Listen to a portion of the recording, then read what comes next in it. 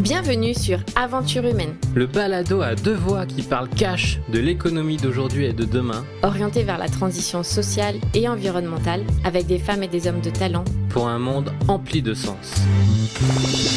Je suis Laura et après un tour de monde de plus de 8 mois, seule en sac à dos, j'ai compris à quel point le fait de bien se connaître pouvait ouvrir de nouvelles portes, laisser place à de merveilleuses rencontres et entreprendre différemment en plaçant l'humain et la nature au cœur de toute démarche. Moi, c'est Gaël, passionné par les connexions humaines et les parcours sinueux, mais riches, de chaque aventurier de la vie. Je suis convaincu que nous pouvons réaliser de grands projets si nous sommes bien entourés et préparés à affronter les obstacles.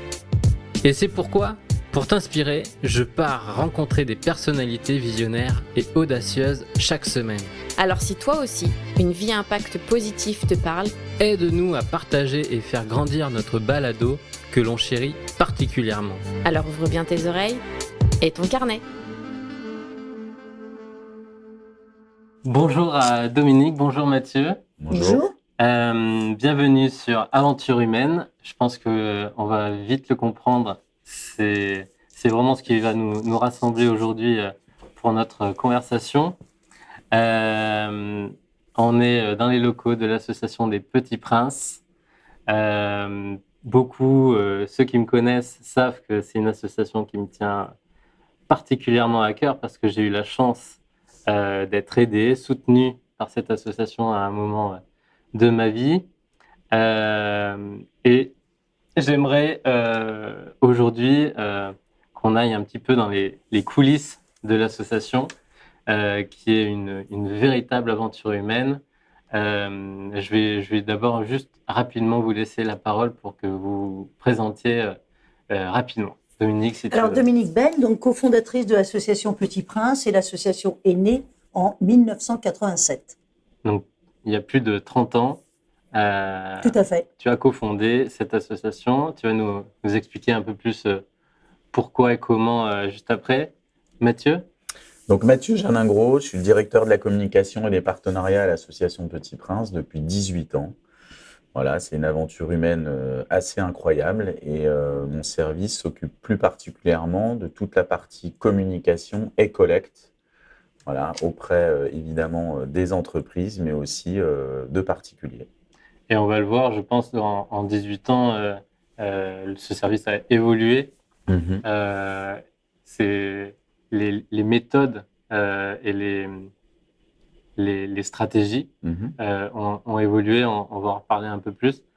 Dominique, pourquoi tu cofondes cette association?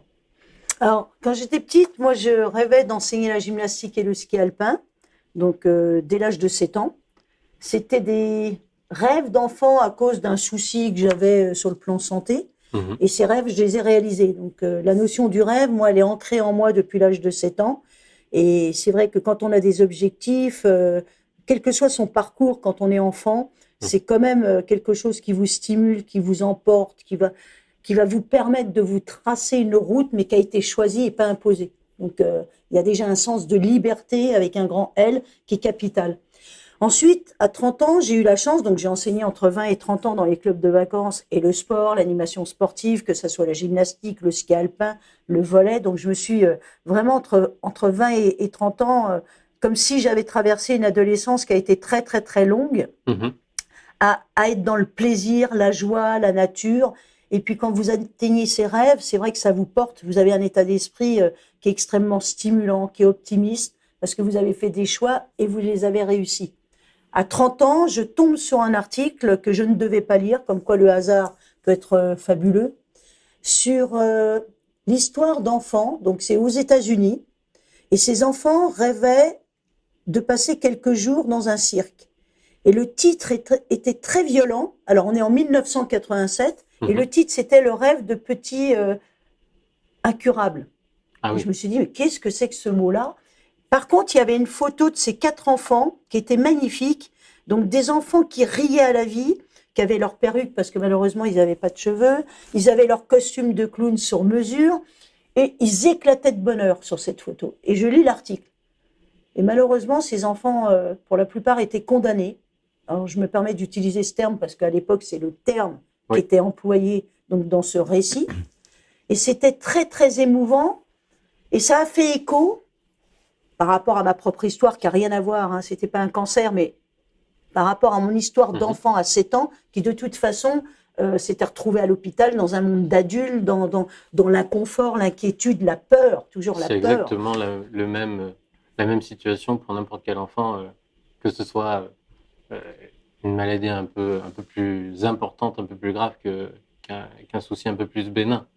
Tout à fait. C'est de toute façon, je crois que l'enfance, l'inconnu fait peur. Et puis un monde médical, les blouses blanches.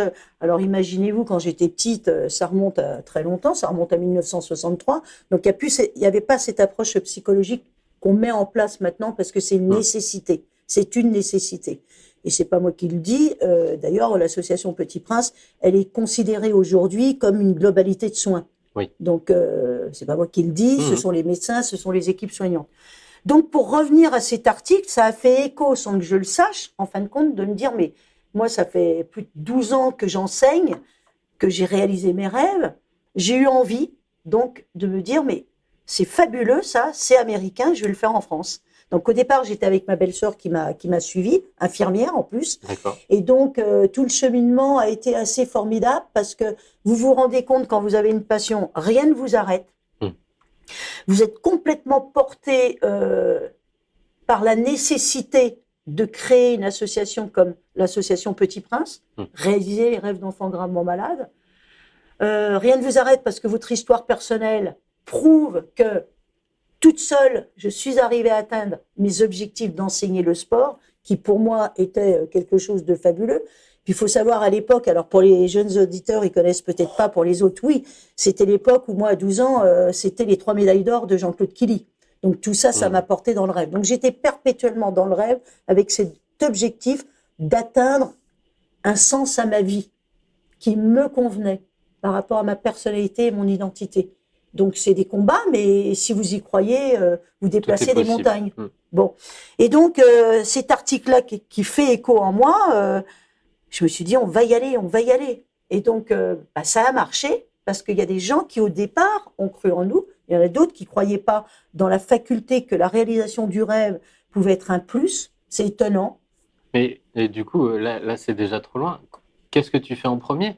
En premier, oui. C'est de me dire je crois dans le projet. Okay. Je vais m'entourer de gens qui vont croire dans le projet et alors égoïstement qui croient en moi. Bien sûr. L'un va pas sans l'autre. Et il nous fallait évidemment des gens qui soient porteurs de ce qu'on allait créer. Donc il y a eu des professeurs de médecine comme le professeur Boiron, l'ASFARC, donc qui sont connus puisque c'est des grands laboratoires, qui ont cru tout de suite dans le projet. Donc vous vous servez déjà de ces noms-là pour véhiculer au niveau de la communication que ce que vous créez, on vous suit. Mais tu les appelles? Oui.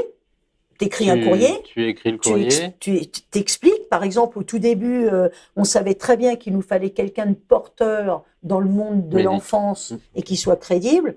Yves Dutheil. Alors, pour ceux qui connaissent pas, Yves Dutheil, à l'époque, c'était M. Pokora d'aujourd'hui. Oui. Faut le savoir. Et donc, il a cru tout de suite dans le projet et ça crée une dynamique. Parce que déjà, dès qu'il faisait une télé, il parlait de l'association Petit Prince. Et la deuxième chose, il fallait évidemment un hôpital qui croit en nous. Je suis allée voir le service d'oncologie à l'époque de l'hôpital Robert Debré, qui est dans le 19e arrondissement, hôpital pédiatrique en plus, qui venait de faire son inauguration au mois de mai 88, et Petit Prince est né en novembre 87. Comme quoi, toutes les étoiles filantes se mettaient en place. Alignement. Exactement. Il y avait un alignement formidable qui a fait que j'ai rencontré donc 2 professeurs de médecine de service d'oncologie où il y avait 20 lits. Et j'ai expliqué avec ma passion la nécessité que les rêves pouvaient apporter un plus pour ces enfants-là par rapport au traitement. J'y connaissais rien dans le domaine médical, mais je savais, j'avais la preuve que c'était une nécessité d'offrir ça à ces enfants qui en avaient certainement besoin. Et ben, ce qui a été extraordinaire, au bout d'une demi-heure, ils m'ont dit, vous venez quand vous voulez dans le service, rencontrer les parents, rencontrer des enfants, rencontrer l'équipe soignante pour apprendre ce que l'on fait. C'est nous qui vous présenterons aux parents et aux enfants. On considère que vous faites partie de l'équipe. Ok. Mathieu, si on parle un petit peu plus là actuellement en chiffres, concrètement, combien de rêves, combien de budget, combien de personnes dans l'association? L'association Petit Prince aujourd'hui, c'est 120 personnes. Ce sont 100 bénévoles avec un engagement assez fort. Ce sont des bénévoles qui viennent 2 à 3 jours par semaine. C'est ce qui fait aussi la qualité et le professionnalisme de l'association. 20 permanents, voilà, décomposés en 4 équipes. Donc l'équipe, le cœur de l'association, c'est l'équipe des rêves, évidemment. Ensuite, il y a l'équipe du pôle hôpital. Donc c'est tous nos liens avec les services pédiatriques partout en France, avec 150 services. L'équipe administrative, donc c'est toute la face cachée, la compta, la base de données, etc. au niveau des donateurs. Et puis mon équipe qui est plus dédiée, comme on disait, à la communication et à la collecte, principalement sur le monde de l'entreprise. Aujourd'hui, l'association Petit Prince, c'est plus de 500 rêves qui sont réalisés par an. Donc c'est plus d'un rêve par jour dans des univers très très variés, hein, parce que le point de départ, c'est toujours le rêve de l'enfant, le rêve exprimé par l'enfant. Et puis derrière, on a aussi des projets hôpitaux qu'on finance. Enfin, c'est un petit peu les deux axes prioritaires, c'est les rêves des enfants plus les projets hôpitaux qui sont financés par l'association. Tout ça sans aucune aide publique. Donc c'est un défi chaque année pour trouver les fonds. Nous, on a un budget global de 3 300 000 €. Donc, comme je le disais, sans aucune aide publique. Donc, c'est beaucoup de démarches et évidemment 32 ans d'existence qui fait qu'aujourd'hui, on a une notoriété plus importante. On a aussi un recul, un retour d'expérience, j'allais dire même une expertise liée au monde de l'entreprise, hein, principalement, qui est notre levier principal de collecte, où là, on va accompagner des entreprises dans leur démarche. On parle souvent du courant RSE, hein, la responsabilité sociétale des entreprises aujourd'hui. Elle prend différentes formes, à la fois sur l'achat des produits les concernant, sur aussi l'approche par rapport aux collaborateurs. Et nous, on intervient souvent pour créer une dynamique en interne, fédérer les équipes autour de l'association Petit Prince, et puis également d'autres entreprises qui ont décidé, via leur secteur d'activité ou leurs produits, d'y associer Petit Prince. Alors, une opération classique, un produit qui est vendu dans une entreprise et il y a telle somme qui est reversée à chaque fois qu'un produit est vendu. Voilà. Schématiquement, c'est un petit peu… Et puis, évidemment, après, on a beaucoup sur la partie événementielle, des associations, des mairies, des clubs sportifs, des particuliers qui montent une soirée. Enfin, il y a beaucoup de choses qui sont possibles de faire quand on veut s'engager, suivant son temps et puis suivant… où on en est, sa situation. Si on revient sur le premier rêve, Dominique, est-ce que tu t'en rappelles?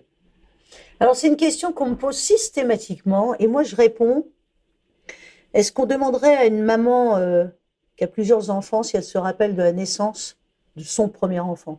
Mais je me rappelle comme si c'était hier. Bien sûr. Sur les 8000 rêves, évidemment, que j'ai vécu, soit entendu, le premier rêve, c'était Amandine, donc de l'hôpital Robert Debré, qui rêvait de découvrir l'Opéra de Paris. Et sa maman n'avait pas voulu lui dire que son rêve allait être réalisé. Et quand on est arrivé à l'Opéra, elle a cru qu'elle rentrait dans un nouvel hôpital. Et nous, on a bien compris qu'en fin de compte, il fallait que le rêve, ça soit avant, qu'il soit préparé avant, parce que l'enfant peut le savourer, peut le construire. L'attente est déjà… particulière et on est déjà dans le chemin. Ah elle est déjà bénéfique. Et on est déjà en dehors de l'hôpital ou du traitement. C'est une évidence. Et donc on a découvert évidemment l'Opéra de Paris où ça a été magique parce que vous visitez l'Opéra de Paris quand il n'y a personne. Donc les coulisses, costumerie, les décors. Elle a eu la chance de rencontrer pendant 2 heures donc Françoise Legray, danseuse étoile, elle venait d'être nommée, je crois, la veille, danseuse étoile. Je ne sais pas si on peut imaginer. Elle est repartie, donc avec les chaussons de danse dédicacés. Et ces chaussons de danse, je les ai retrouvés après à l'hôpital, qui étaient au pied de son lit. Et chaque personne qui rentrait dans sa chambre, que ce soit un médecin, une infirmière ou une maman qui venait lui faire la bise, elle racontait l'histoire de l'opéra. Donc ça la stimulait. Et c'est pour ça que le rêve est important avant, pendant et après, parce qu'il y a toujours une continuité. Et c'est vrai qu'au départ, la première année, on est resté dans du ponctuel. Mhm. Et je me suis aperçue très vite, parce que j'avais enseigné le sport, que c'était pas en une semaine que je pouvais permettre à un enfant d'avoir sa 3e étoile ou un chamois. Il faut du temps pour savourer et atteindre un objectif. Et grâce à ça, ça m'a permis de me dire, mais le rêve d'Amandine, c'est génial. Mais après, si elle rechute, et malheureusement elle a rechuté, et c'est là aussi que toute l'importance de remettre en place un projet, c'est un projet de vie. Hein. On s'adapte aussi à l'imaginaire de l'enfant qui évolue, mais elle était toujours dans sa passion, en tout cas de la danse. Mhm. C'était quelque chose où là, ça fait partie d'une globalité de soins. Et souvent, j'entendais des mamans qui me disaient « Oui, mais on fera le rêve quand elle ira mieux ou quand il ira mieux. » Et non, il y a des laps de temps, Dieu soit loué, dans cette maladie, cette traversée du désert, qui font qu'il faut attraper au vol ces moments, avec évidemment le concours des médecins qui sont là pour nous dire « Voilà, il y a une fenêtre pour faire le rêve. » Et ce que je trouve aussi un petit peu fabuleux, c'est que les médecins nous disaient « Vaut mieux faire le rêve avant un traitement, avant une amputation, avant une hospitalisation, ou on va plutôt le faire après. » Donc cette connotation psychologique pour accompagner l'enfant dans la durée par rapport à ces pathologies qui sont lourdes, qui sont infernales, quand c'est invasif, c'est douloureux, et puis toute cette partie psychologique de doute et d'inquiétude. Enfin, je vous confierai par la suite ce que j'ai entendu des enfants, puisque j'y allais en moyenne 2 à 3 fois par semaine en plus. Donc, vous êtes au cœur des enfants qui vous font confiance. Donc voilà. Donc le premier rêve, c'était un magnifique rêve autour de l'Opéra de Paris. Et c'est vrai qu'à chaque fois que je passe dans le coin, je me dis mais c'est fabuleux. Là, il y a eu un rêve qui a été magique parce que c'était le point de départ en plus. Et pour l'anecdote, c'est que c'était une maman qui avait sa fille hospitalisée à Robert Debré et qui travaillait à l'opéra.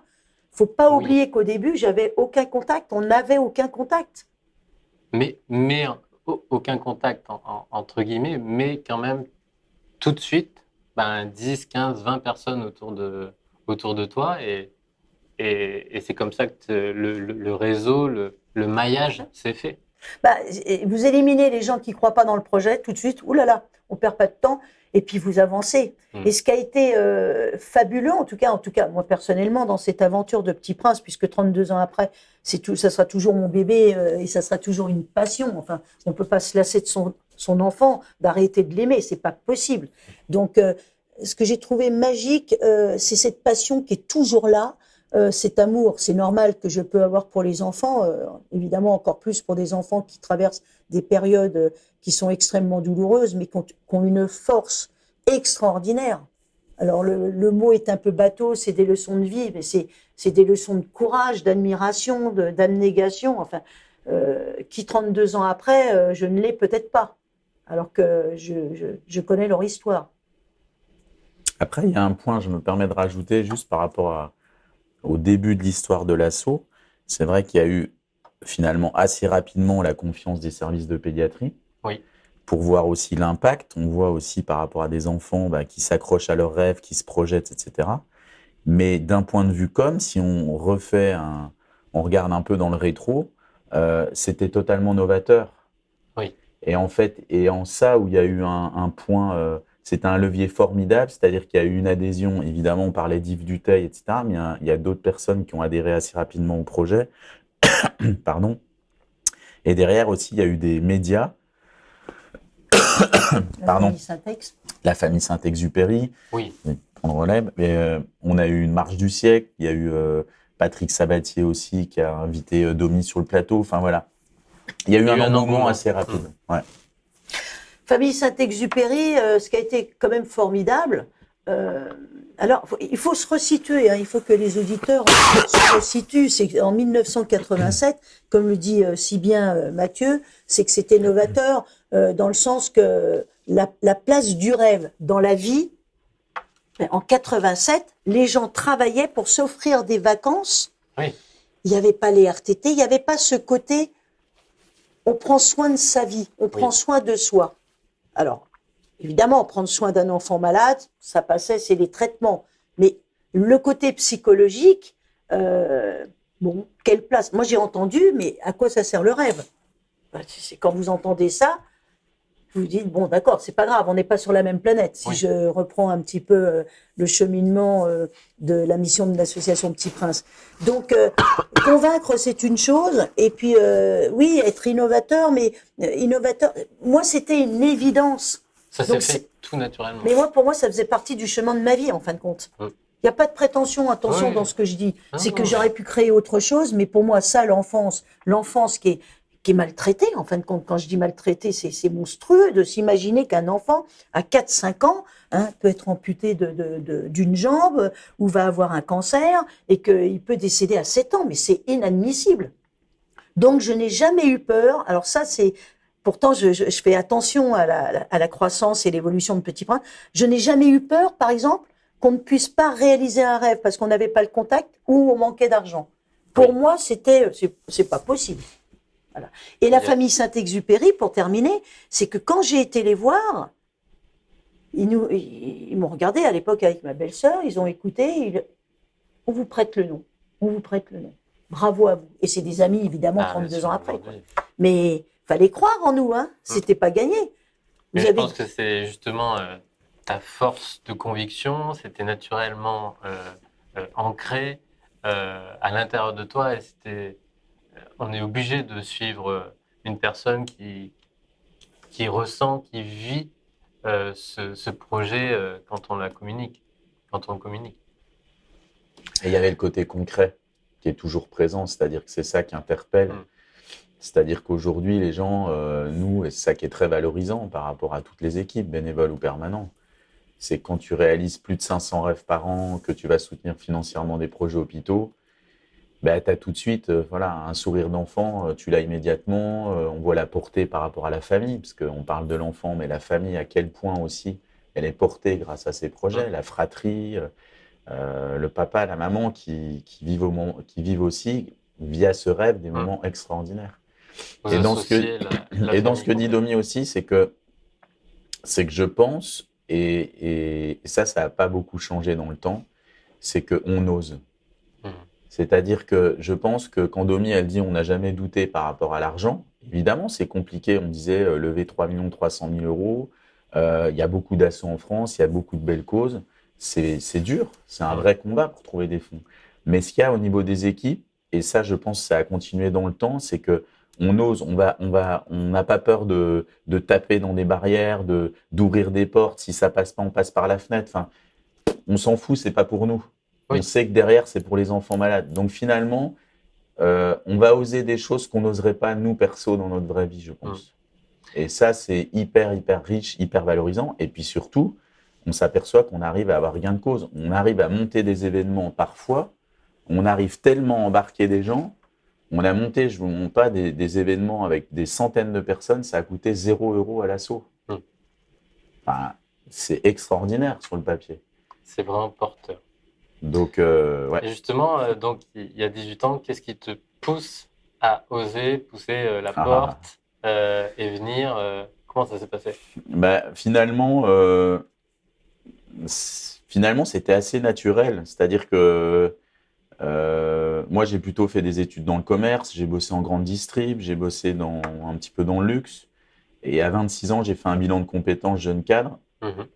Et ce qui ressortait, c'est l'enfance qui était présent, très présent, et la partie événementielle et la partie contact avec les entreprises. Et à ce moment-là, j'ai eu la chance, et en même temps, je l'ai créé, ça ne m'est pas tombé tout cuit, c'est que j'ai fait beaucoup de recherches, j'ai rencontré beaucoup de gens. Il est vrai qu'avec le travail de mes parents, qui étaient plutôt dans le milieu associatif et social, j'ai un peu baigné dans ce milieu. J'ai trouvé une Bible sur une asso un livre qui référençait toutes les associations, notamment dans le milieu de l'enfance. Et dans ces centaines d'assos, il y en avait 10 qui me plaisaient énormément, de par leur mission, comment elles étaient constituées. Moi, j'avais envie de travailler aussi dans une petite structure, c'est-à-dire pour vraiment avoir un sentiment d'utilité, je pense, qui est décuplé, et puis de se dire on est dans une aventure humaine extraordinaire. Une vraie équipe. Ouais.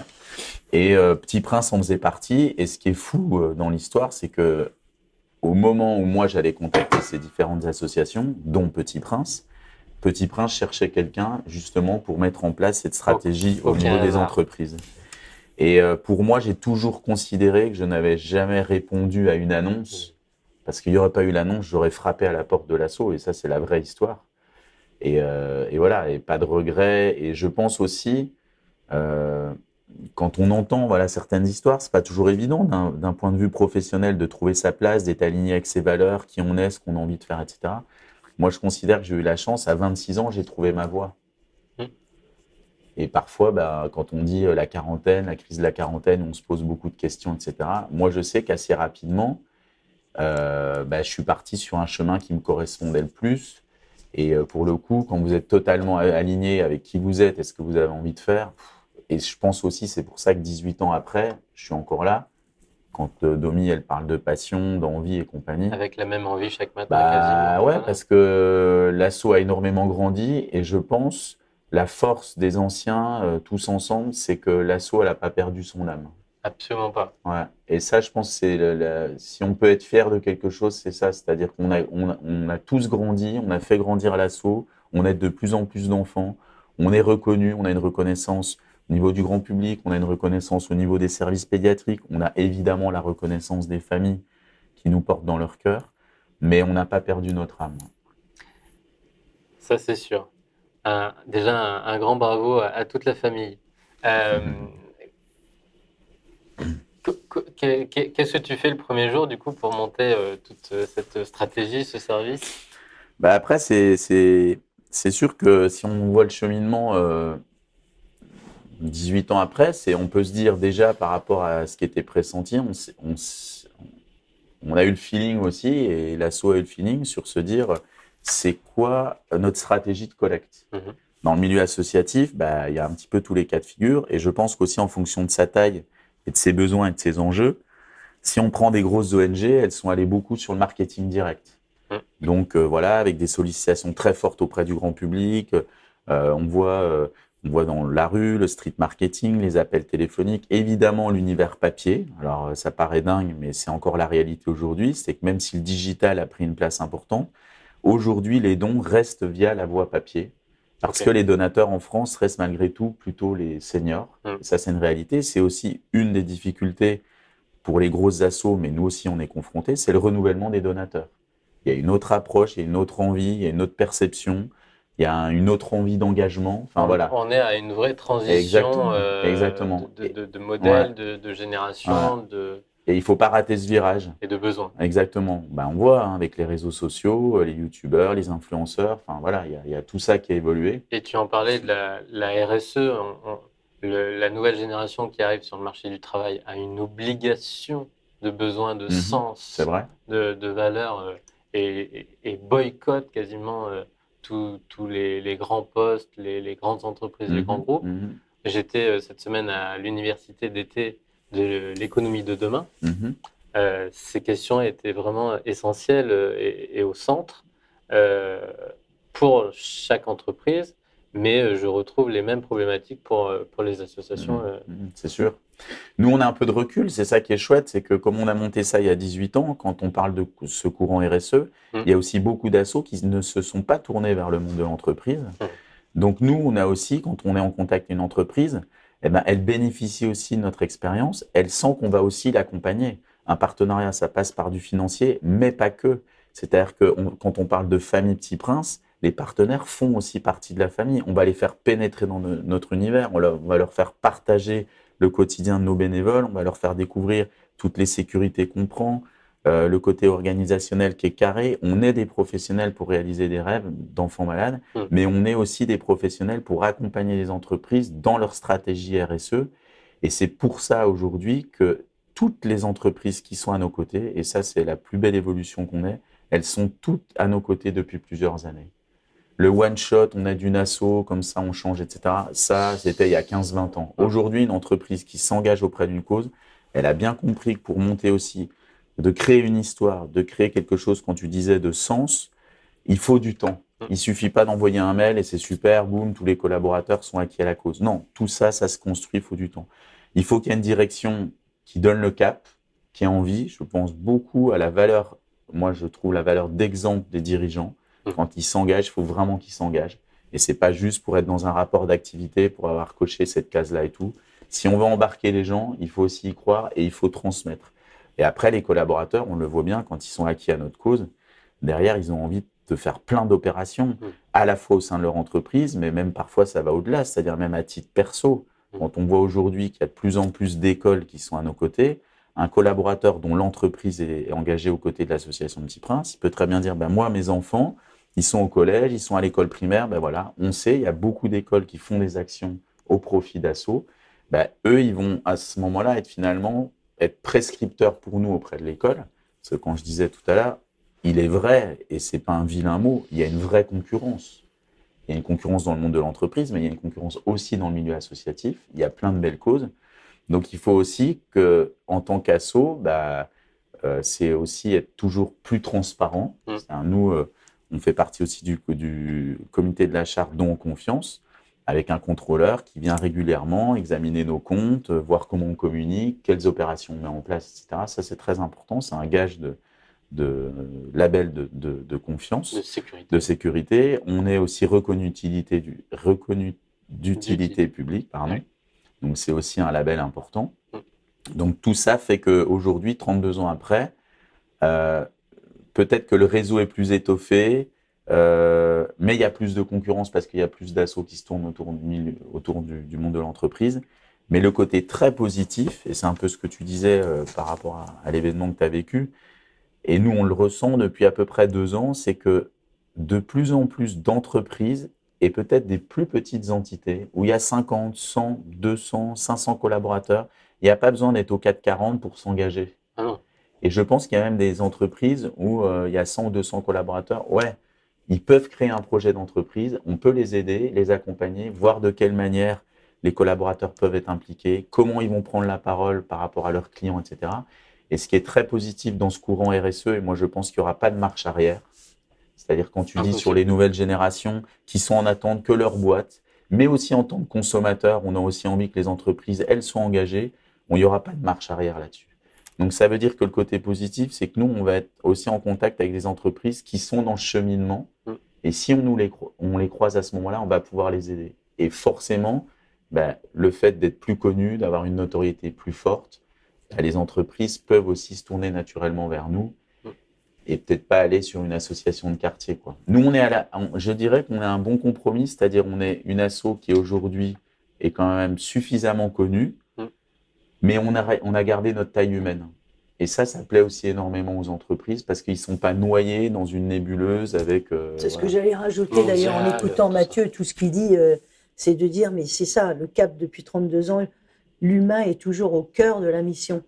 C'est-à-dire que ça, c'est pour nous, c'est important que ce soit les hôpitaux, que ce soit les entreprises, que ce soit n'importe qui va passer pour découvrir l'association Petit Prince, pour venir chercher évidemment nos magazines pour mieux nous connaître. Oui. C'est l'humain. Et ça, c'est capital.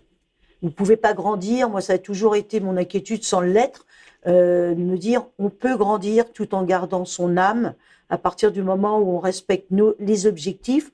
Et puis surtout de se dire, enfin moi je me dis depuis 32 ans, quand j'ai une décision à prendre, mais alors une réponse très très simple, basique, pourquoi tu as créé Petit Prince ? Pour les enfants. Pas pour toi, pas pour moi, pas pour les équipes qui c'est les enfants. Et là, vous êtes sûr que ça va vous guider parce que vous allez garder l'origine, la naissance, la genèse.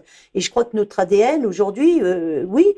Alors, moi, j'aime pas le mot fierté parce que ça peut avoir une connotation prétentieuse, mais c'est vrai qu'on peut être fier, en tout cas, d'avoir gardé ce cap, mais naturellement sans se forcer. Oui. Par rapport à ça, on se force pas. Donc, et moi, par exemple, mon bureau, ça fait 32 ans que je suis là. Je suis quelqu'un de terrain.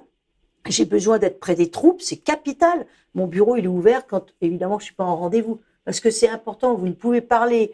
Vous avez beau créer quelque chose, si vous n'êtes pas près de vos équipes, vous voyez pas l'évolution.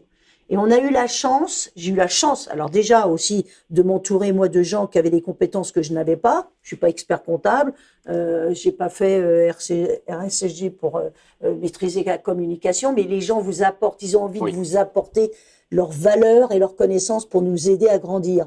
Et j'ai toujours fait attention, ça c'est sûr, j'ai toujours fait attention de grandir en fonction de ce qu'on pouvait m'amener pour faire grandir l'association, mais d'être sûr que sur le plan humain, on avait les équipes. Ça a toujours été, moi, quelque chose de précieux. Est-ce qu'on a les équipes pour faire ça? Est-ce que c'est le bon moment pour le faire? Est-ce que c'est pas trop tôt? Et je pense que cette non-précipitation nous a permis d'avancer étape par étape, intelligemment, et surtout, en 32 ans, évidemment, hein, quand j'ai commencé Petit Prince, la première année, j'ai fait 8 rêves. Là, on a plus de 500 rêves par an, jamais eu d'accident, jamais eu de problème. Donc tout ça, c'est étudié, c'est réfléchi, et c'est capital parce que, en fin de compte, moi, ce qui était important d'année en année, quand on grandissait, est-ce qu'on sera toujours capable d'accueillir 200 enfants par an, 300? Est-ce qu'on est capable de le faire? Pour moi, c'est ça la qualité d'une mission et d'une association. Est-ce qu'en fonction de sa mission par rapport à la communication qu'elle veut mettre en place, est-ce qu'elle va être toujours au même niveau de qualité? Et d'ailleurs, donc, c'est parfait. Quel est le processus de la réalisation d'un rêve? Quelles sont les étapes et vraiment ce qui garantit la sécurité, la qualité de ce moment? Alors, au début de Petit Prince, on recevait des courriers, évidemment. Il n'y avait pas d'Internet, il n'y avait pas tout ça. Moi, maman, elle a écrit une lettre. 32 ans après, moi, je lis les courriers de toutes les demandes de rêve qui arrivent. Pour 2 raisons. 1, c'est ma passion, évidemment. Et 2, pour être toujours dans le fil de comment les gens s'expriment dans leur peine, leur joie, leur chagrin. Il y a une chose qui n'a pas changé en 32 ans, c'est ce que je dis aux partenaires. Les lettres, je vous montre une lettre de 1988, de 1995, de l'an 2000, où maintenant, si on parle d'animaux, comme ça, c'est pas un point de repère avec des personnalités, vous êtes incapable de dater la lettre. Et ça fait du bien d'être toujours dans l'humain et de se dire ça n'a pas évolué. Ça n'a pas évolué, le contact, il est toujours là, il est présent. Donc j'ai besoin de m'enrichir de ces courriers-là. Donc bien évidemment, aujourd'hui, ça va beaucoup plus vite. Parce que entre les fax qu'on peut recevoir et puis sur les sites internet, comment devenir un Petit Prince au sein de l'association Petit Prince, il y a toute une structure, une organisation qui est mise en place où on a une équipe. Il y a quand même, comme le disait Mathieu, il y a une équipe de bénévoles rêve, mais aussi de salariés dans l'équipe rêve où tout est structuré. C'est-à-dire un courrier, mettons, qui arrive le lundi, il est traité au plus tard mercredi matin. D'accord. Parce que les médecins vont bien évidemment étudier le dossier en fonction de la pathologie, s'il y a une prise en charge ou pas. Et par rapport au rêve, donc dans son évolution, il y a un comité consultatif qui va évoquer des pistes et le dossier va être distribué en réunion rêve pour faire les étapes courtes en réunion rêve auprès de l'équipe donc de bénévoles. Il y a 3 réunions rêve, ce qu'on appelle des réunions rêve. Par semaine, d'accord. Une le mardi matin, une le mardi après-midi et une le jeudi après-midi, puisqu'il y a quand même aujourd'hui plus de 60 bénévoles rêves. Et là, des dossiers vont être distribués auprès des bénévoles. Alors, c'est évidemment le bénévole qui choisit d'accompagner un enfant dans ses rêves, en fonction évidemment de ses compétences, de son envie aussi, parce que c'est une aventure qui ne va pas être que dans le ponctuel, comme je disais tout à l'heure. On va être dans l'accompagnement vraiment dans la durée. Et la durée, c'est quoi? C'est malheureusement, je dis malheureusement, mais heureusement, on sera là. Si cet enfant-là rechute, s'il a besoin, même sur le plan psychologique, quand on a des parents qui divorcent et que l'enfant est en souffrance, alors que là, c'est pas la maladie, on va être là aussi. Parce que c'est une évidence qu'il va y avoir une résonance. Il y a un impact. Il y a un impact, il y a une résonance sur je vais pas prendre mes traitements parce que j'en ai assez. Est-ce que papa et maman divorcent à cause de moi? Enfin, c'est terrible les conséquences de la maladie et les conséquences de l'évolution de la société aussi. Oui. C'est impressionnant. Les familles de 87 à 2000 ont évolué sur le plan social différemment. Donc il y a une prise en charge aussi aujourd'hui d'ordre social, où c'est quand même pas le rôle des bénévoles. Donc on a des marqueurs pour là on peut faire quelque chose, là on a besoin du psychologue, là on a besoin de l'assistante sociale, là du médecin. Donc si vous n'êtes pas professionnel, c'est pas bon. C'est pas bon. Donc on évolue dans ce domaine-là. Mais le plus important, c'est de répondre aux demandes de toutes les prises en charge des enfants qui rentrent dans une prise en charge par Petit Prince. Et est-ce que du coup il y a des lettres qui ne peuvent pas, il y a des demandes qui ne peuvent pas être exaucées ou qui sont reportées? Alors, il est évident que on ne prend pas les enfants de plus de 18 ans. On a quand même de 3 à 18 ans, c'est que déjà l'éventail est large. Oui. On a évolué au niveau des pathologies. Mhm. Au départ, ce n'était que des enfants qui étaient atteints de cancer ou de leucémie. Aujourd'hui, on suit X enfants atteints de pathologies génétiques parce que c'est vrai que le Téléthon a fait énormément pour que ces enfants qui étaient en minorité puissent aujourd'hui s'exprimer depuis quelques années. Au tout début de Petit Prince, dans les années 80, 90, certaines pathologies, mucoviscidose, on en parlait peu. Des pathologies comme la maladie des os de verre, enfin des pathologies génétiques qui fait que, non, on n'en parle pas, il n'y a que le cancer et les leucémies qui sont importantes. Donc nous, on a ouvert vers d'autres pathologies pour pouvoir répondre à la demande de ces enfants qui sont en véritable souffrance. Donc, Grégory Le Marchal a fait beaucoup pour les enfants atteints de mucoviscidose. Et donc, ça a été une force aussi pour que nous, on puisse accueillir des enfants atteints de cette pathologie qui est loin d'être facile, dans les traitements, parce qu'en plus, c'est une pathologie qui ne se voit pas. Un enfant qui n'a pas de cheveux, un enfant qui, malheureusement, à cause de traitements de cortisone, a pris 10 kilos ou est abîmé par la maladie, on va le voir. Et il y a certaines pathologies génétiques qui ne se voient pas. Et donc, nous, on va en prendre soin. Donc, on adapte les rêves en fonction des demandes, en fonction, évidemment, du climat familial, en fonction de la personnalité de l'enfant. C'est du sur-mesure. Exactement comme le travail que fait Mathieu avec les partenaires ou avec les médias. C'est du sur-mesure. On a toujours privilégié la qualité avant la quantité. Et on s'aperçoit que si on est dans la qualité, on peut s'autoriser à être dans la quantité. Oui. Parce que vous allez avoir des équipes. C'est uniquement dans ce sens. Si on fait un petit zoom sur quelque chose que je ne connaissais absolument pas il y a quelques temps et dont on a parlé, c'est le microdon. Est-ce que tu peux nous expliquer un peu plus ce système? Le microdon, c'est sûr que quand on parlait aussi d'autres approches et qu'on peut toucher différemment les nouvelles générations, ça en fait partie. C'est-à-dire aussi, le microdon, c'est une formidable opportunité pour des gens de faire des dons de quelques centimes ou quelques euros, notamment quand ils vont faire leurs courses, principalement, ce qu'on appelle plutôt l'arrondi en caisse. Il y a pas mal d'entités qui se sont mises à le faire, alors plutôt des grosses structures, dans la distribution notamment. Quand vous arrivez en caisse sur votre TPE, parce que généralement tout se passe sur le TPE quand vous payez en carte bancaire, on vous propose d'arrondir à l'euro supérieur ou parfois d'ajouter 1 euro ou 2 euros à cette somme. Donc il y a à la fois des grosses structures, mais maintenant il y a des plus petites qui s'y mettent. Et ça, c'est très bien. C'est-à-dire que des commerçants qui ont des petites entités peuvent très bien, avec un logiciel très facilement, donc s'il y a des gens qui nous écoutent et qui sont intéressés, ils peuvent nous contacter.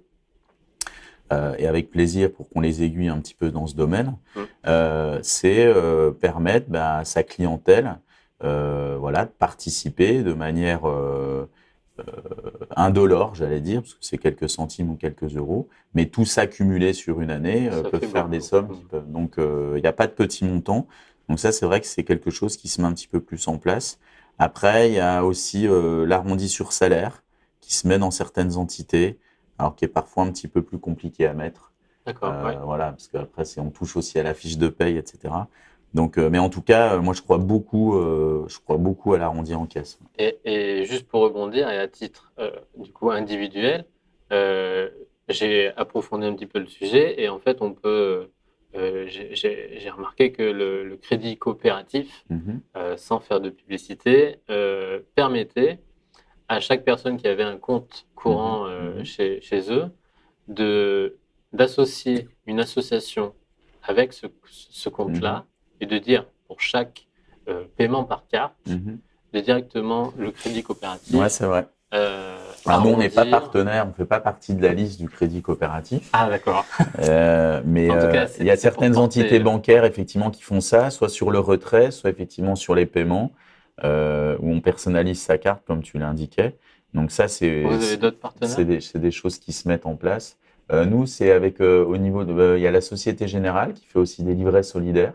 D'accord. Voilà, donc il y a différentes formes dans le bancaire qui peuvent être mises en place. Après, pour donner des exemples de partenariats, alors qui sont plus sur la partie, par exemple, mutuelle, si on prend Groupama, par exemple, Groupama Paris-Val-de-Loire, partenaire historique de l'ASSO, eux, c'est sur le parrainage. Alors, si vous êtes adhérent et vous parrainez quelqu'un pour devenir finalement lui-même adhérent, Oui. derrière, il y a un reversement qui est effectué à l'association Petit Prince, quoi. D'accord. Il y a différentes formes. Ouais. Donc voilà, principalement, on voit aujourd'hui alors des choses qui ont bien évolué. Nous, on voit, on a mis ça en place l'année dernière avec Facebook. Vous avez la possibilité, par exemple, pour votre anniversaire, Ah oui, oui, oui. de faire des collectes. Donc ils ont mis cette fonctionnalité en fait sur l'outil. Donc ça, c'est assez intéressant. Pour vous donner un exemple, en 1 an, on a dû collecter près de 20 000 euros. Donc c'est pas négligeable du tout. Et là, c'est des particuliers, voilà, qui ont leur page Facebook et qui, dans le cadre de leur anniversaire, vont lancer cette page de collecte. Et ça fonctionne plutôt bien. C'est plutôt une bonne surprise. Parce que là, pour le coup, ce qui est intéressant pour nous, c'est à la fois notre nom est véhiculé, donc on augmente notre notoriété, et en même temps, il y a de la collecte. C'est vite partagé, c'est vite communiqué. Et il y a Instagram qui va s'y mettre aussi. Là, on se met sur les rangs aussi. Ouais. Donc voilà, après, comme tu disais tout à l'heure, c'est-à-dire qu'il faut pas rater ce virage au niveau du digital. Voir, nous, on a aussi pas mal et ça c'est nouveau, des youtubeurs qui font des actions au profit de l'asso. Donc il y a évidemment des rêves liés aux rêves des enfants malades qui sont exprimés, mais aussi on a des youtubeurs qui souhaitent s'investir, voilà, qui font des appels de dons, qui font des défis, enfin, etc.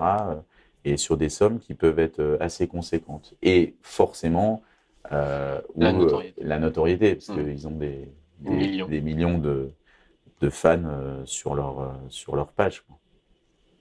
Sacrée évolution. Et du coup, adaptation en permanence. Ouais. Si on revient sur la connexion du coup avec les services hospitaliers, les médecins, comment est venue évoluer cette relation? Comment est mis en place peut-être une communication et une écoute particulière, Dominique? Alors, ça a évolué, évidemment. Donc, moi, j'ai eu la chance depuis 32 ans de voir l'évolution dans les services de pédiatrie. Par exemple, j'avais entendu dans les années 90 ce souhait des équipes soignantes, par exemple, de créer pour les enfants atteints de mucoviscidose vraiment des services particuliers. Pour la simple raison, c'est des pathologies au long cours et que on se rendait compte qu'il y avait des jeunes vers 16-17 ans qui se sentaient pas bien d'être en pédiatrie et qui se sentaient pas bien d'être chez l'adulte. Donc, AJA, adolescents, jeunes adultes, se développe de plus en plus. Donc, ça a mis du temps, mais c'est tellement difficile, les systèmes hospitaliers aussi, d'avoir une idée, de mettre en place, qu'on peut les comprendre. C'est simple, c'est la confiance progressive des services pédiatriques. Alors, il y avait ceux qui voulaient travailler tout de suite avec nous. Je me rappelle d'une psychiatre qui travaillait dans un service de neurologie, donc c'était tumeurs cérébrales, donc particulier parce que malheureusement, à cause de ces cancers, l'enfant changeait de caractère et il était difficile de rentrer aussi en communication avec l'enfant, tout en sachant que, attention, c'est que beaucoup dans les services aussi de pédiatrie, combien de fois j'ai entendu des mamans, non, j'irai pas voir un psychologue parce que je suis pas folle. Donc, l'enfant qui voulait pas forcément voir un psychologue. Et je me rappelle donc de ce psychologue qui m'avait appelé dans les années 90, qui m'avait dit, mais merci, dites merci à vos équipes parce que grâce à la mission de l'association Petit Prince, j'utilise dans le bon sens du terme la passion de l'enfant pour rentrer en communication avec lui et pouvoir créer un lien pour pouvoir l'épauler évidemment dans sa vie de tous les jours. Et elle se servait, pour elle, c'était un outil de travail qui m'a fait extrêmement plaisir parce que bon, nous on le savait, mais qu'il y ait cette reconnaissance du milieu, ça a été important, ça a été très important. Donc, une fois de plus, c'est un peu comme tout. Au départ, ceux qui croient en vous, ceux qui croient pas en vous, qui attendent de voir, et puis après, aujourd'hui, enfin, il n'y a pas un service qui nous ferme la porte. Quelle que soit la pathologie, on nous ferme pas la porte, parce que aujourd'hui, on se rend compte, et de plus en plus, que la psychologie a une place importante pour épauler un patient. On parle de proximologie depuis une dizaine d'années. La proximologie, c'est quoi? Très peu de gens en ont entendu parler. Bon, ça va se mettre en place, et ça doit se mettre en place dans certains services, c'est-à-dire un patient, quel que soit son âge, adulte ou enfant, c'est de faire un travail avec le psychologue pour voir quelles sont les personnes qu'entoure le malade.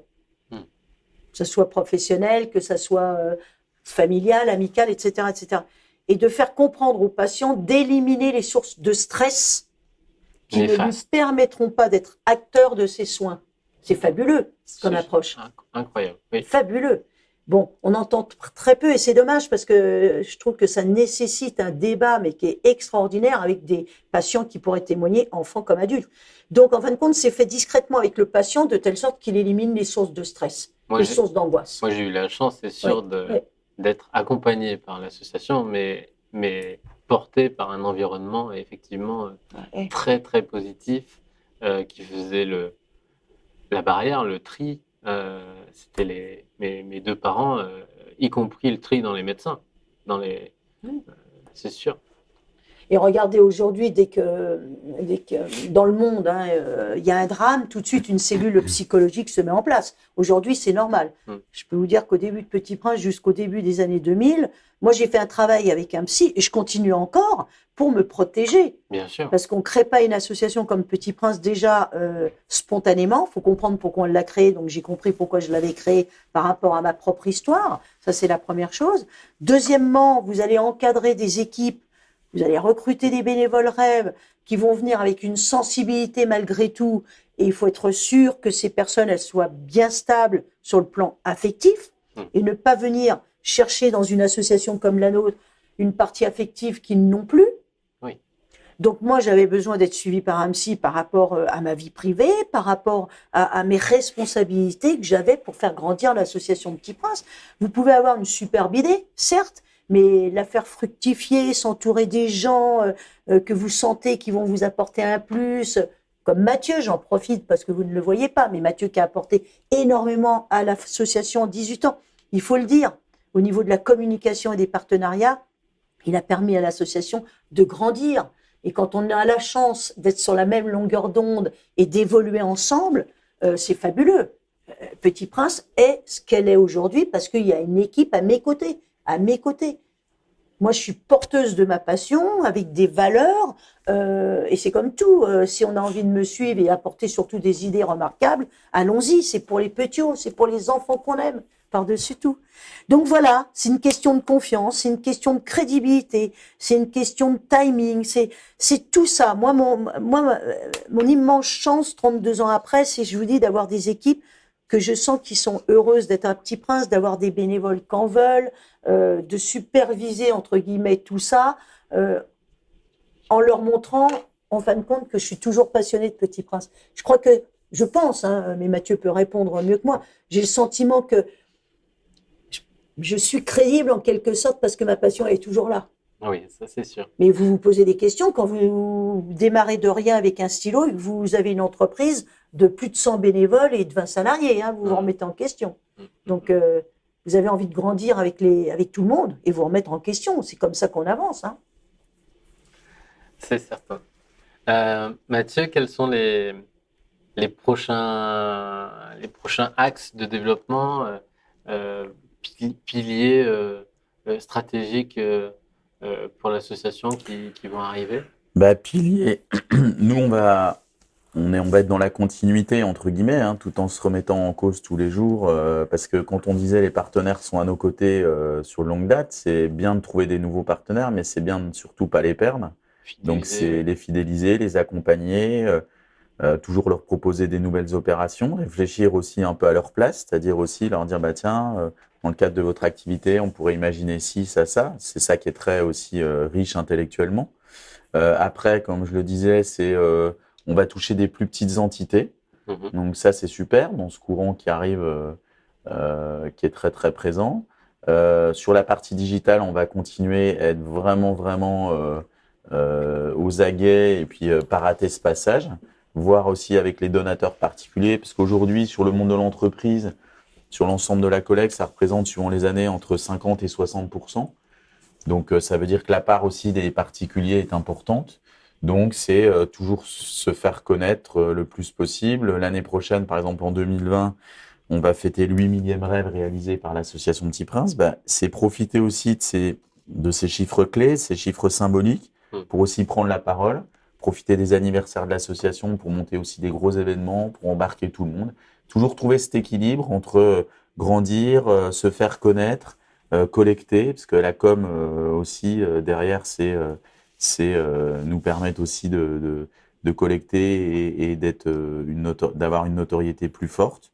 Donc voilà, et puis après dans le devenir de l'asso, c'est, je pense, aider aussi, et c'est ce qu'on fait aujourd'hui, c'est aider des services pédiatriques différemment sur des projets qui nous sont proposés, en plus des rêves.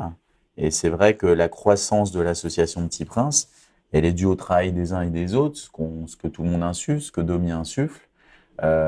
Après, c'est vrai que le fait de suivre beaucoup plus d'enfants aujourd'hui, c'est dû aussi au travail de notre pôle hôpital. C'est un pôle intégré qui existe depuis 7 ans. Et on a vu, voilà, comme on dit toujours, dans un service pédiatrique, que ça soit un médecin, une infirmière, un psy, etc., c'est leur petit patient. Donc, ça veut dire que s'ils parlent de nous à une famille, il faut qu'ils aient totalement confiance en nous. Et aujourd'hui, 32 ans après, je pense que c'est le cas. Et la preuve, les chiffres parlent pour eux-mêmes. C'est qu'ils ont envie aussi de parler de l'association Petit Prince à leurs petits patients parce qu'ils savent comment on fonctionne, ils savent qu'on est des professionnels et que tous les jours, nous, notre maître mot, c'est sécurité, sécurité, sécurité. On a une organisation et en ça, ou quand les gens viennent pour vivre ces immersions et découvrir le quotidien de l'asso, qui est très militaire, mais dans le bon sens du terme. Oui. Nous, on n'a pas le droit à l'erreur. Donc, plus il y a de rêves, plus il y a de risques, donc plus il doit y avoir un cadre et quelque chose qui est extrêmement cadré, clair, net et précis, et aussi au niveau des équipes, une formation en continu très importante. Et ça, on lâche jamais là-dessus. Et je pense que par rapport à Domi, qui a vu aussi toute l'évolution, forcément, à 32 ans, elle voit sur ça et elle n'a jamais lâché là-dessus. Et nous, on est tous sur la même longueur d'onde par rapport à ça. C'est bien d'aider toujours plus d'enfants malades. Mais il ne faut pas mettre en péril l'asso. Et nous, on doit aussi protéger l'association parce que la tentation aussi avec l'affect pourrait nous faire des erreurs. Oui. Et donc, ça veut dire que nous, nos métiers aussi en tant que permanents, c'est des garde-fous, mettre un système en place où pour derrière, on puisse limiter ce risque-là pour qu'il n'y ait pas d'incident. Comme beaucoup, le principal ennemi est celui auquel on ne pense pas, mais c'est soi-même, quoi. Exactement. J'étais en mai dernier avec vous pour la sortie du magnifique spot publicitaire, si j'ai envie de dire ce mot, qui met vraiment en valeur, en évidence l'intérêt de rêver. 2000, si tu veux bien en parler en quelques mots, la collaboration avec Mélanie Laurent. Alors Mélanie, on a eu la chance de la rencontrer lors d'une remise de prix. Elle avait été très sensible, elle était à tous ses débuts, c'était en 2008, elle était déjà au début de son métier. Donc je pense qu'elle avait gardé dans le coin de sa tête, en tout cas précieux, ce qu'on faisait, puisqu'elle s'était même proposé, si on avait un enfant qui voulait découvrir le monde du cinéma, on pouvait la contacter. Donc j'ai envie de dire que c'est une belle aventure humaine. Une fois de plus, c'est une aventure humaine. Donc, et sur le temps. À partir de là, sur le temps, je laisserai la parole à Mathieu, puisqu'il a travaillé aussi sur ce film, parce qu'il faut savoir que derrière, c'est un travail qui est colossal. Donc, une fois de plus, on est dans la relation humaine avec les personnes qui ont fait ce film, avec Mélanie. Ouais, après, c'est un film, parfois il y a des coups d'accélérateur. Ça faisait 2 ans et demi, on était énormément en lien avec l'agence Altman et Pacro, qui ont eu un coup de cœur sur l'association Petit Prince, qui est une super agence qui travaille évidemment pour beaucoup d'annonceurs dans plein de domaines différents. Et voilà, on n'a jamais perdu le fil avec eux. Ils sont toujours venus aux événements de l'association, des dates anniversaires, voilà. Et puis, l'opportunité est arrivée en disant, on veut créer ce film-là. Mélanie Laurent a eu aussi ce coup de cœur. Elle a dit, moi, je veux aussi le réaliser gracieusement, être là. Elle est venue avec toutes ses équipes. Et puis après, pour tout vous dire, à partir du moment où on a rencontré Mélanie, tout s'est orchestré. On a fait ça, on a monté tout en 1 mois. Donc, ça a été extrêmement rapide. Et on a vu aussi, ce qui est chouette, c'est que parfois, on voit l'urgence fait qu'il y a une mobilisation qui va être au rendez-vous. Parfois, quand c'est trop loin dans le temps, les gens disent, bon, ok, on verra, etc. Mais là, on a embarqué tout le monde. On a trouvé 200 bénévoles. On a appelé toutes les entreprises partenaires qui sont venues. On a trouvé le lieu. Voilà, on a trouvé le catcheur. Enfin, voilà, la petite, pareil, qui a été castée, qui était incroyable, cette petite de 6-7 ans, qui est absolument démentielle. Mélanie Laurent, d'ailleurs, a eu un gros coup de cœur pour cette petite en disant, mais c'était incroyable, c'était on-off. On lui disait, fais ça, elle intégrait tout, elle fait passer une émotion incroyable. Et ce film nous correspond assez sur le côté combat. Je pense qu'aussi, le parallèle avec le catch, etc., il est présent, faut pas lâcher. C'est des périodes difficiles pour ces enfants, mais quand ils croient en leurs rêves, donc il y a une symbolique qui est très, très forte. Et après, le relais, nous, l'objectif, c'était de le faire rayonner au maximum. On a eu beaucoup de gratuité dans les télés. On est passé au ciné, alors super, on a eu pendant 15 jours des passages dans toutes les salles de France. Derrière, on le décline en print. On a eu des gros supports type Elle qui nous ont offert des espaces cet été. Enfin, l'idée, c'est de le faire vivre, durer.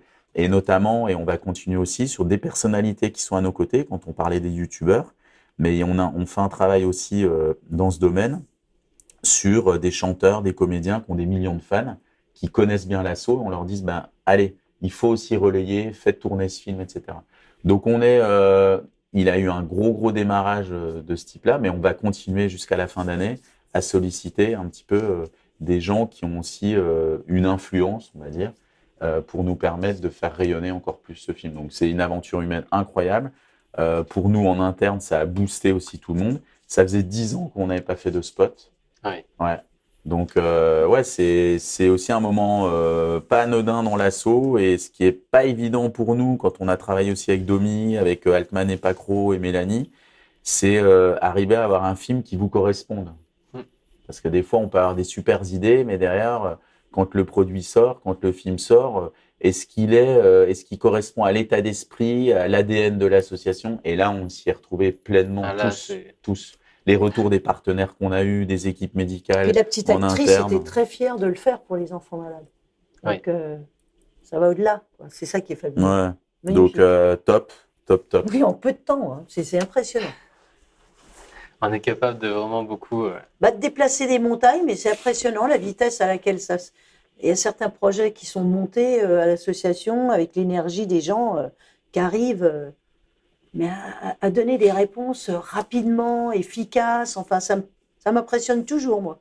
Et on peut donner un petit coup de projecteur, parce qu'il y a une équipe de permanents qui est absolument démente. Quand on parlait d'état d'esprit, c'est que toutes les personnes qui sont à Petit Prince ont Petit Prince dans les tripes. Et ça, c'est la grosse différence. Et quand les gens viennent chez nous, ils le ressentent immédiatement. Il y a des gens qui ont eu des expériences de bénévolat dans d'autres structures qui n'ont pas retrouvé ça. Évidemment, on a nos points forts, nos points faibles. Mais en tout cas, il y a un état d'esprit qui règne. Il y a une collaboration, enfin, il y a une alchimie entre les gens qui est présente. Et après, gros coup de projecteur, évidemment, quelles que soient les équipes, sur les bénévoles. Parce que sans les bénévoles, l'association Petit Prince ne tournerait pas. Il y a 100 bénévoles et 20 permanents. Et ça, faut saluer toutes ces personnes qui sont extrêmement engagées, extrêmement compétents, qui sont là dans le temps, quelles que soient les équipes, que ça soit en administratif, à la com, au niveau d'équipe des rêves, c'est une équipe assez incroyable. Donc, c'est sûr, et on va rebondir dessus, sur ces bénévoles, on va zoomer. On le disait tout à l'heure, c'est un engagement très très fort. Faut être basé en Île-de-France et venir 2 jours par semaine. Quel est un peu le processus, si ça intéresse des personnes, Alors, de formation? Je parlais des bénévoles rêves, par exemple. Le bénévole qui va rejoindre l'équipe des rêves va avoir au moins 2 rendez-vous Mhm. avec à peu près à peu près 6 personnes. Parce qu'il faut être sûr que cette personne, elle vient pour des bonnes raisons. Oui. Ça, c'est capital, comme j'expliquais tout à l'heure. Mm.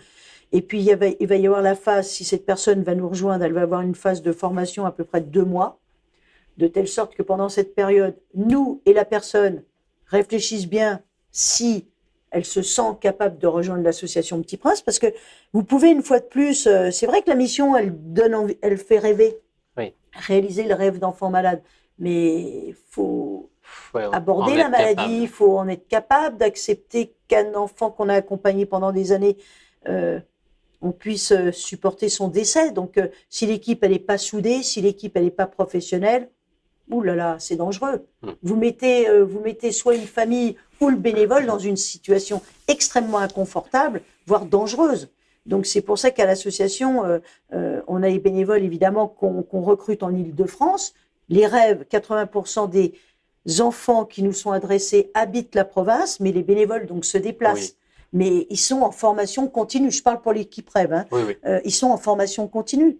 Parce que ils vont découvrir au fur et à mesure, quand ils ont la responsabilité de X rêves, des familles avec des problèmes sociaux, des familles qui sont dans la souffrance, qui sont aussi dans le bonheur. Donc tout ça, ça s'articule. Il faut savoir une chose, le bénévole n'est pas psychologue, n'est pas éducateur, n'est pas la marraine de l'enfant, etc., etc. Donc il faut qu'il reste à sa place. C'est-à-dire qu'il faut qu'il soit capable d'être une personne capable d'organiser un rêve de A à Z, quel que soit l'endroit, parce qu'il sera seul le bénévole sur le rêve, donc d'accueillir entre 2 et 6 personnes selon le rêve, selon le thème, le nombre de jours. Donc, il faut qu'il soit un organisateur, il faut qu'il soit un animateur, il faut qu'il soit psychologue, mais sans être intrusif. Donc, tout ça, c'est une alchimie qui fait que les formations vont lui permettre d'être guidé, d'être à sa place, et d'être accompagné au quotidien en formation. Il n'y a que le professionnalisme, même quand on parle de bénévolat. Bien sûr. C'est des formations donc en interne. Oui. Les personnes les plus expérimentées forment les nouvelles et ça s'équilibre très bien. Par exemple, être bénévole au sein de l'association Petit Prince et d'accompagner un enfant tout au long de la maladie en réalisant ses rêves. À quel moment on va remettre en place des rêves selon l'état psychologique et physique de l'enfant. Donc tout ça, il y a ce type de formation. C'est l'association Petit Prince, quelles sont ses relations avec les services pédiatriques et les hôpitaux. Vous allez avoir les retombées sur la cellule familiale de la maladie auprès de l'enfant, des parents et de la fratrie. Donc ils arrivent avec plein d'espoir et de se dire c'est sympa, et puis ils réalisent que c'est un vrai engagement archi professionnel. Vous ne pouvez pas réaliser depuis 32 ans 8000 rêves en ne verrouillant pas tout. Sur la personnalité des bénévoles, sur les formations, sur la sécurité. Ça, c'est l'équipe des bénévoles rêves. L'équipe administrative remarquable aussi, composée donc de 16 personnes, donc gère tout ce qui est dons, évidemment. Donc c'est colossal. Donc des bénévoles de confiance, vous vous en doutez bien, ce qu'on a, c'est certain.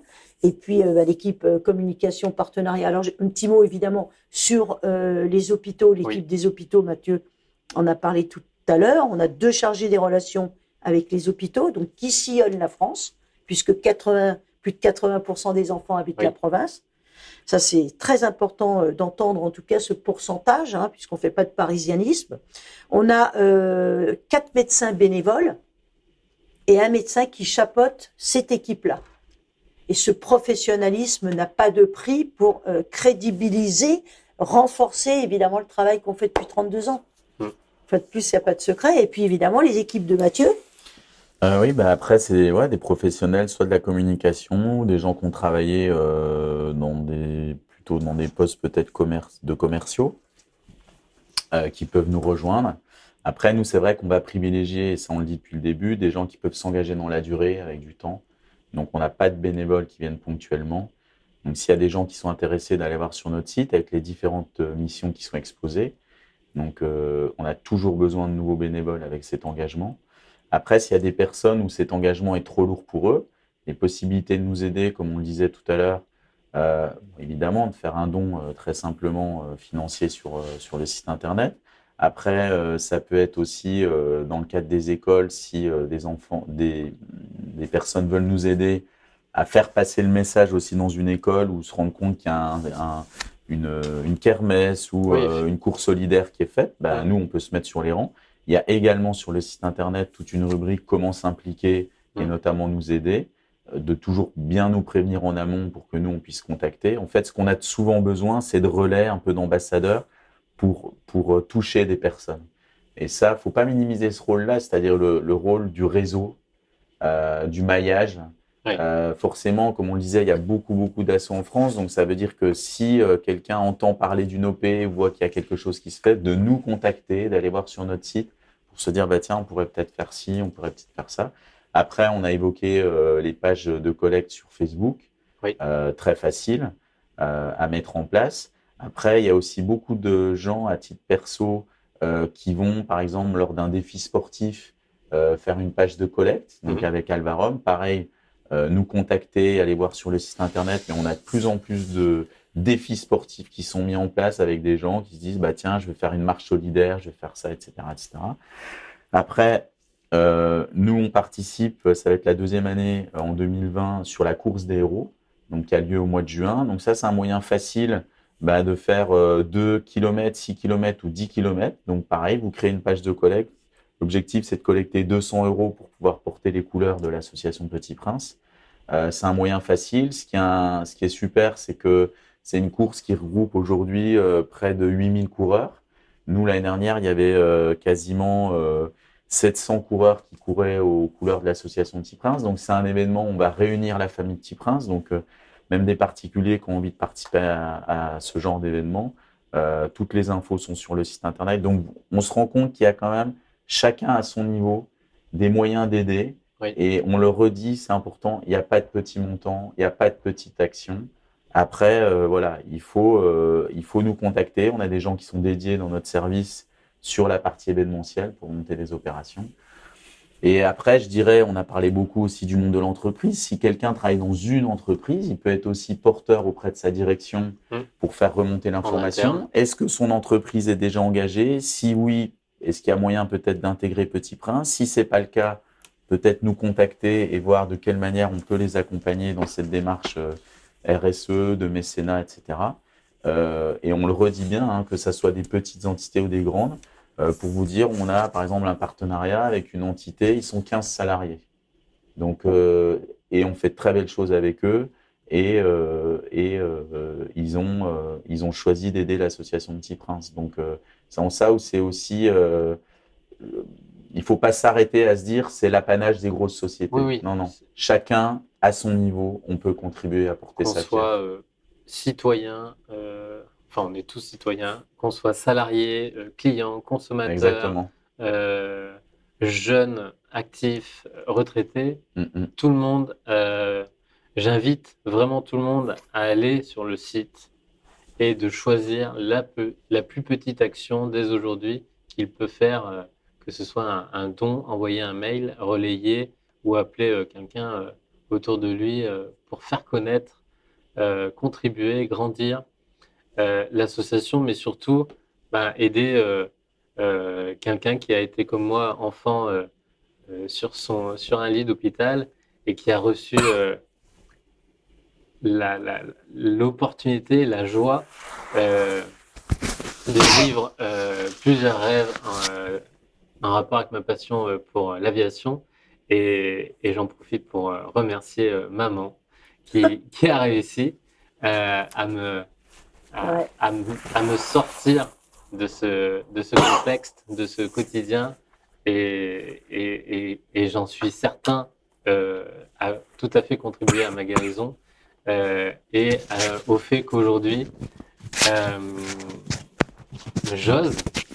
j'entreprenne et je réalise ces projets comme ça portés par ce qui t'a porté il y a 32 ans pour créer, lancer ce projet qui est une véritable aventure humaine et une grande famille. Merci beaucoup. Ah, c'est une belle aventure, hein. Et puis, ce qui est génial, moi, j'ai pas vu les 32 ans passer, hein. C'est une évidence, hein. Et puis, je crois que les enfants m'ont tellement apporté. J'ai une reconnaissance. Je te regardais justement, puisque je connais ton parcours, je te regardais tout à l'heure, et je me suis dit, mais grâce à lui, je suis restée dans le monde de l'enfance. Et ça n'a pas de prix. Je sais depuis que je suis petite, je suis toujours dans le monde de l'enfance. Tout à l'heure, je parlais d'adolescence, je me suis fait grandir. Mais non, mais mais j'ai une reconnaissance éternelle pour les enfants parce qu'ils m'ont permis de rester moi-même. Bon, je serais toujours restée moi-même, mais bon, peut-être que ça n'aurait pas été adapté dans certains secteurs, mais je serais restée dans le sport, quoi qu'il arrive, c'est une évidence. Donc, j'ai une reconnaissance absolue de toutes ces conversations. On en parlait tout à l'heure, des confidences que j'ai pu recevoir d'enfants qui préféraient, comme je venais régulièrement à l'hôpital, Robert Debré, ou des fois, comme j'habite à 5 minutes, je passais des week-ends entiers jusqu'au soir à discuter avec eux. Ils m'enseignaient, ils m'apprenaient, j'échangeais. Et ce que j'ai reçu comme première immense leçon, c'est ce courage qu'ils pouvaient avoir de subir et d'accepter, mais s'ils n'acceptaient pas, au moins ils l'exprimaient. Et ces confidences d'enfants qui pouvaient me dire, tu vois, Demi, je protège mes parents, je leur dis pas quand j'ai mal ou quand j'ai peur parce que je veux pas leur faire de la peine. Donc c'est entre guillemets des cadeaux de la vie parce qu'ils vous confient ça à vous pour échanger avec eux. Et puis ça leur permet au moins de libérer la parole, qu'ils ne libéraient pas forcément à l'époque parce qu'il n'y avait pas de psychologue et il n'y avait pas toute cette approche. Et puis moi, c'est sûr que je venais à l'hôpital, j'avais pas de blouse blanche, donc je symbolisais pas un côté médical qui fait un travail, j'en profite pour dire, extraordinaire, remarquable, mais remarquable. Donc moi j'avais entre guillemets cette chance d'entendre les douleurs des enfants comme des parents aussi. Donc ça me permettait de les guider justement vers des professionnels de la santé aussi, puisqu'il fallait que je garde ma place. Donc ces rapports humains que j'ai eus avec des enfants, mais je les ai vécus en plus en direct, donc ça remplace n'importe quel livre, hein. N'importe quel livre. Sûr. Donc j'ai des centaines de récits concernant les parents, concernant les enfants, donc des confidences qui sont des cadeaux de la vie qui m'ont permis, moi, de me professionnaliser. Oui. Il fallait que je me professionnalise parce que vous vous doutez bien que l'émotion sur le plan affectif, elle était énorme. Même si on vous dit il faut se protéger et tout, vous pouvez pas être insensible à un enfant qui pleure parce qu'il voudrait rentrer à la maison, il veut plus être à l'hôpital. Bon, ça a évolué en 32 ans puisque on essaye vraiment de permettre aux enfants de rentrer beaucoup plus souvent chez eux que ça ne l'était à l'époque. Je dis à l'époque parce que ça remonte loin. Hein.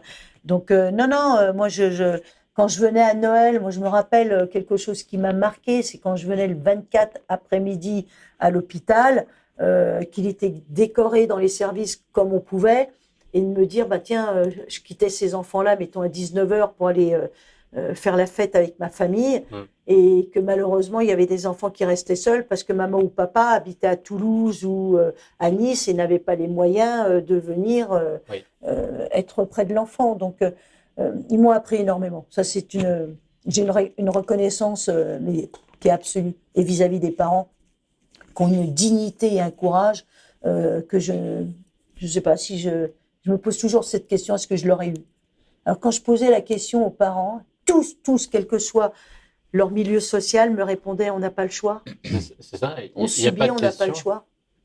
Mais quel choix, mais quel courage.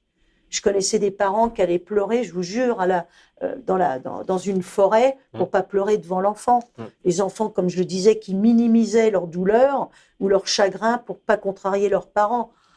Les non-dits, tout ça, et moi je le prenais en pleine figure en plus. Mais quand je dis ça, c'est pas une critique, hein, parce que je leur suis reconnaissant.